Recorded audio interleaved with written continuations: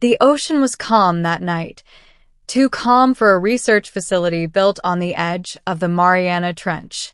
Dr. Melissa Grant tapped her pen nervously against a clipboard, staring at the reinforced glass tank in Lab C. Inside, the water churned in restless swirls. Something huge moved in the shadows. "We should have terminated it weeks ago," muttered Captain Royce, the facility's head of security. His eyes never left the dark shape gliding under the surface. "This thing isn't a specimen anymore. It's a weapon." Melissa glanced at him.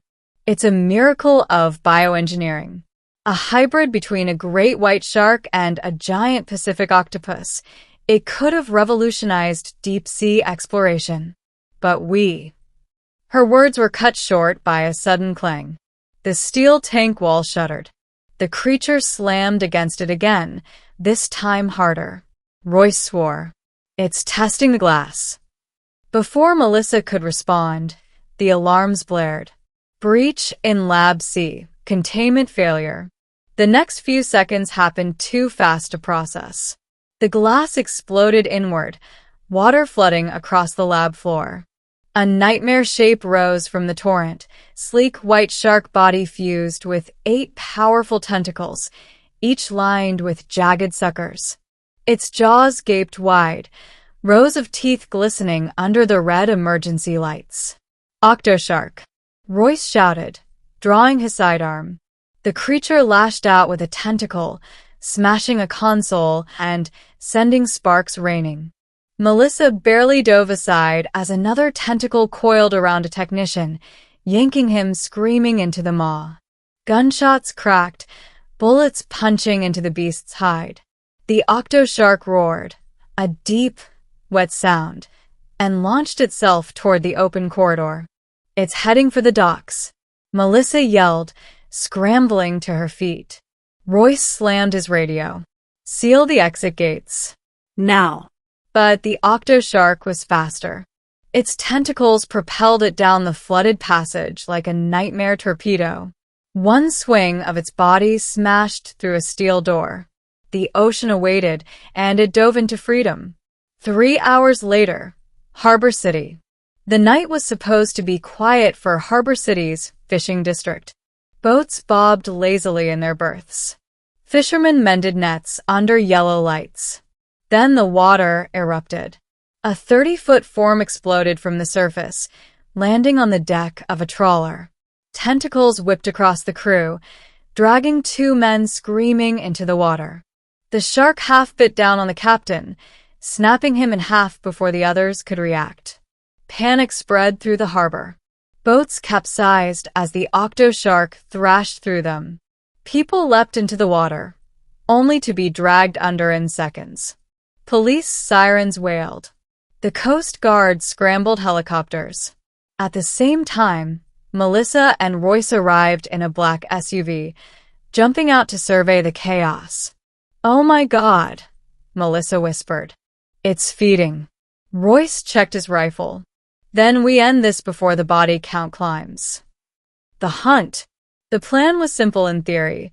Corner the Octo-Shark in the harbor before it reached open ocean again. In practice, it was suicide. The Coast Guard laid a net barrier across the channel. Helicopters swept searchlights over the water. Royce and Melissa boarded a patrol boat with a 6-man strike team armed with harpoon guns and experimental electrified spears designed for deep-sea predators. The water turned ahead. "There!" Melissa shouted. A massive tentacle rose from the waves, wrapping around a buoy and crushing it to splinters. The head followed, a great white's face warped with alien intelligence, black eyes glinting. The strike team opened fire. Harpoons sank deep, electricity crackling across the beast's skin. It shrieked, twisting violently.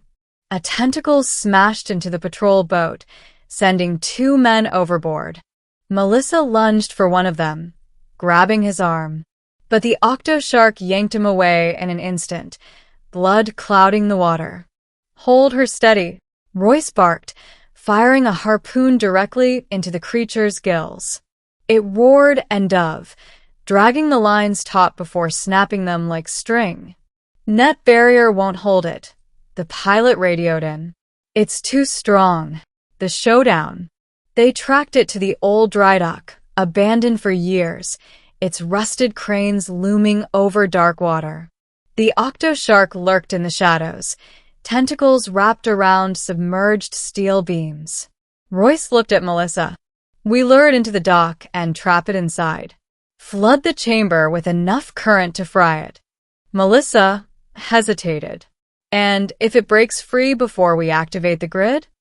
Then we die horribly, Royce said flatly. Move. The team rigged the dock with industrial electric cables. Melissa climbed onto a catwalk above the water, clutching a flare gun. She lit it, the red glow cutting through the mist. The Octo-Shark noticed instantly. With terrifying speed, it surged upward, tentacles reaching for her. She fired, the flare striking its eye. The creature bellowed in pain and thrashed toward the dock center. Now, Royce shouted. The generators roared. Arcs of white lightning ripped across the water. The Octo-Shark convulsed, its scream echoing through the night. The stench of burnt flesh filled the air. For a moment it seemed over. Then silence. Melissa exhaled shakily. We did it. A tentacle shot from the water, wrapping around her ankle and yanking her down. She slammed into the surface, choking on seawater as the monster dragged her toward its jaws. Royce dove in without hesitation, knife in hand. He hacked at the tentacle, severing it. Blood, black and oily, billowed through the water. The Octo-Shark lunged. Royce jammed the knife into its remaining eye. Blind now, it thrashed wildly, smashing into the dock supports. The structure groaned under the strain. Melissa! Out now, he yelled. Both of them scrambled onto the catwalk as the dock collapsed into the water, taking the Octo-Shark down with it.